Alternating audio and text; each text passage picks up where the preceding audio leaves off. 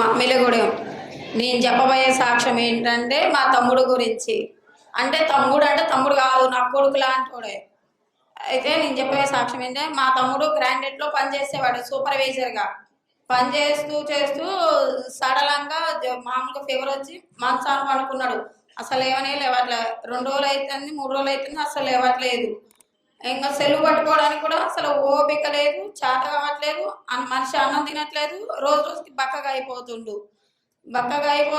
గుండెల్లో నొప్పి అంటాడు, మంట అంటాడు. అసలు ఏంట్లో అర్థం కావట్లేదు. అర్థం కాకపోతే మా వాళ్ళందరూ ఏమన్నారు, ఏమైందో ఏమో మరి తమ్ముడు బక్కగా అయిపోతుండు, ఒకసారి హాస్పిటల్ తీసుకెళ్ళాలని చెప్పేసి అన్నారు. అంటే మాకు ఒకసారి మా సార్ కూడా అలానే వచ్చింది. మా సార్కి అలా వచ్చింది కానీ తీసుకోపోయినా కానీ మా ఆయనకి అప్పుడు లాభం లేదు. మా తమ్ముడికి కూడా భయం వేసింది, ఏదైనా అవుతుందేమో అని భయం టెన్షన్తో. మా పేరెంట్స్ ఏమన్నారంటే, ఏమోని మరి అప్పుడు అట్లా అయింది కదా, భయం అవుతుంది తమ్ముడికి కూడా, ఏమవుతుందో ఏమో తెలియట్లేదు, మరి జాయిన్ చేయించుకుంటారో ఏమో అని చెప్పేసి అన్నారు.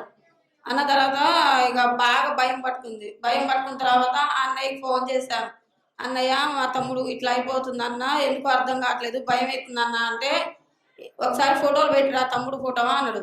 అంటే తమ్ముడు ఫోటో పెట్టిన తర్వాత, ఏం కాదు నాన్న, ఏం లేదు, తమ్ముడికి కొంచెం గుండెలో ఇమ్ము వచ్చినట్టు అనిపిస్తుంది, అంతే, ఏం లేదు, మీరు ఏం భయపడకండి, తీసుకెళ్ళండి హాస్పిటల్కి అన్నారు. అన్న కూడా అన్నయ్య చెప్పింది కానీ ధైర్యం సరిపోవట్లేదు. మా అమ్మ నాన్న కూడా ధైర్యం సరిపోవట్లేదు, ఎందుకంటే ఒకసారి దెబ్బతిన్నాం కాబట్టి.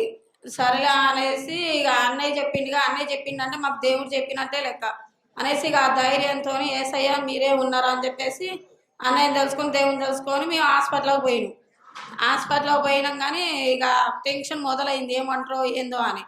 గుండె స్కానింగ్ తీశారు. గుండె స్కానింగ్ తీయంగానే రిపోర్ట్స్లో ఏం లేదని వచ్చింది. వచ్చిన తర్వాత కూడా మళ్ళీ అసలు ఏంటి నీ ప్రాబ్లం ఏంటి అని అన్నారు. అన్న తర్వాత బాగా మంట వస్తుంది, గుండె అంతా నొప్పి వస్తుంది అని చెప్పేసి అన్నారు. అన్న తర్వాత ఒకసారి మొత్తం వాళ్ళ పొట్ట కూడా అంతా స్కానింగ్ తీశారు. స్కానింగ్ తీసిన తర్వాత కొంచెం ఇన్ఫెక్షన్ వైరల్ ఫీవర్ ఉంది కొద్దిగమ్మా, ఏం కాదు, 2 రోజులు మందులు వేసుకుంటే తగ్గిపోద్ది అని చెప్పేసి అన్నారు. ఈ సాక్ష్యం దేవుని దీవించిన. తన రాధ యొక్క బాధ ఏంటంటే, తన సహోదరుడు ఒక్కడి ఇప్పుడు మగపిల్లాడే ఉన్నాడు ఇంట్లో. తన భర్త కూడా ఇదే విధంగా చనిపోయారు. తన భర్త లేడంటే ఆడపిల్లల్ని పెట్టుకొని తన కాళ్ళ మీద తను నిలబడుతుంది. ఒక్క తమ్ముడే ఉన్నాడు, కొడుకు మాదిరిగా తను చూసుకుంటుంది. ఇంకా మొత్తం ఇంటికి పాదికి వాళ్ళకైనా వీళ్ళకైనా తను ఒక్కడే. తనకి కూడా మళ్ళీ హార్ట్ ప్రాబ్లమే, గుండెల నొప్పి అనేసరికి ఆల్రెడీ ఒక దగ్గరున్న మనిషిని కోల్పోయిన తర్వాత ఎలా ఉంటది, అదే భయం వెంటాడుతూ ఉంటది. ఏం జరుగుతుందో, ఏ నిమిషం ఏం జరుగుతుందో. నిజంగా మరి ఆ క్షణంలో పాస్టర్ గారికి ఆవిడ కాల్ చేయడం జరిగింది. తను ఇంతకుముందు మన మందిరానికి రాలేవాడు తమ్ముడు. సరే వస్తాడా అని మన బలవంతంగా కూడా తీసుకురాకూడదు. కాకపోతే సమస్య అనేది తీవ్రంగా ఉంది. Heart problem. ఇప్పుడు చూడు, మాట్లాడుతున్న మనుషులు ఏమవుతున్నారు, పడిపోతున్నారు.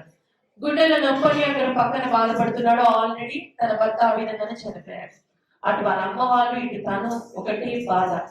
అన్నయ్య గారికి ఫోన్ చేసిన తర్వాత, వస్తే బాగుండు, కాకపోతే రాకపోయినా పర్లేదు, నేనైతే ప్రార్థన చేస్తానమ్మా, నువ్వు ధైర్యంగా హాస్పిటల్కి తీసుకెళ్ళు, దేవుడి కృప ఎప్పటికీ ఉంటది అని చెప్పేసి ధైర్యం చెప్పడం జరిగింది. వాళ్ళు వెళ్ళారు. కాకపోతే అక్కడ వాళ్ళ ధైర్యం చాలా, ఎందుకంటే ఆ బిడ్డ అవస్థ అలా ఉంది చూస్తూ ఉంటే. కానీ హాస్పిటల్కి వెళ్ళిన తర్వాత వాళ్ళ డాక్టర్స్ కూడా స్టార్టింగ్ గుండె పరీక్ష చేయాలి అన్నారు. అసలు మాటలు ఫస్ట్ మాటే అది. ఆ పరీక్షలు అన్ని చేస్తారు. ఆశ్చర్యం ఏంటంటే దానికి సంబంధించి అంత నార్మల్ గానే ఉంది. గుండెకి సంబంధించి ఏమీ లేదు. సరే, దేవుడికి దయ వల్ల ఏమీ లేదని రిపోర్ట్స్ వచ్చాయి. అయినా ఆ బిడ్డ మంట అదంటే సరే గ్యాస్ ప్రాబ్లం అది అనుకుంటే అదేమీ కాదు. మరి దైవజనులు అన్నారు, ఇమ్ము లాంటిది ఉంది అని చెప్పేసి చెప్పడం జరిగింది. దానివల్ల ఆ బిడ్డ కొంచెం అవస్థ పడుతున్నాడు, అంతే తప్ప ఏమీ లేదు. కాకపోతే జాగ్రత్తగా ఉండండి అని ఒక మాట చెప్పారు. స్కానింగ్ లో, ఎక్స్రేస్ లో, వీటన్నిటిలో కూడా కొద్దిగా ఇమ్ము అనేది తయారవుతుంది కాబట్టి యాంటీబయాటిక్స్ వాడండి చాలు అని చెప్పేసి డాక్టర్స్ చెప్పడం జరిగింది. ఆ రకంగా పెద్ద ప్రమాదము అనేది మరి దేవుని యొక్క తాకిడి ద్వారా, దేవుని యొక్క ఆశీర్వాదం ద్వారా, మరి మన సంఘ ప్రార్థనను బట్టి ఆ బిడ్డకు చిన్న ప్రమాదం రూపంలో దేవుడు తీసివేసి వెంటనే ఇంటికి పంపించడం అనేది జరిగింది. ఒక్కరోజు ఉదయం వెళ్ళి సాయంత్రం వచ్చేసారు. వాళ్ళు వెళ్తుంటే అనుకున్నారంట తిరిగి తన సహోదరుడు తనతో ఇంటికి వస్తాడో లేదో అని భయం వేస్తుంది వాళ్ళకి. ఏమని తిరిగి వీళ్ళతో వస్తాడో రాడు అంటే వెళ్ళేటప్పుడు ఆ మాదిరిగా ఉంది ఆ తీవ్రత అనేది. కానీ దేవుని కృప ద్వారా ఉదయం నుంచి సాయంత్రం లోపు వాళ్ళతోనే మన సహోదరుడు వచ్చేసరికి ఆ బిడ్డ ఆనందం, సంతోషం, నా తండ్రి నా పక్షాన ఉన్నాడు అని చెప్పేసి వాళ్ళ బంధువులతో ధైర్యంగా చెప్పింది అంట. నా తండ్రి నా పక్షాన ఇంతకంటే గొప్ప సాక్ష్యం ఏముంటది అని చెప్పేసి. ఇంట్లో ఒక్కనే పురుషుడు తనని కోల్పోతే ఇంకా కుటుంబము ఎవరికి చెప్పుకుంటారు? మంచైనా చెడైనా కానీ. కనుక దేవుడు ఈ రకంగా నా కుటుంబంలో నా తమ్ముడిని నిలబెట్టి ఉన్నాడని చెప్పేసి గొప్పగా అంటే దేవుడు చేసిన మేలును బట్టి ఆ బిడ్డ గొప్ప సంతోషంగా సాక్షిగా నిలబడినందుకు, ఇటువంటి సాక్ష్యాన్ని దేవుడు ఇచ్చినందుకు దేవునికి మహిమ కలుగును గాక. ఆమేన్.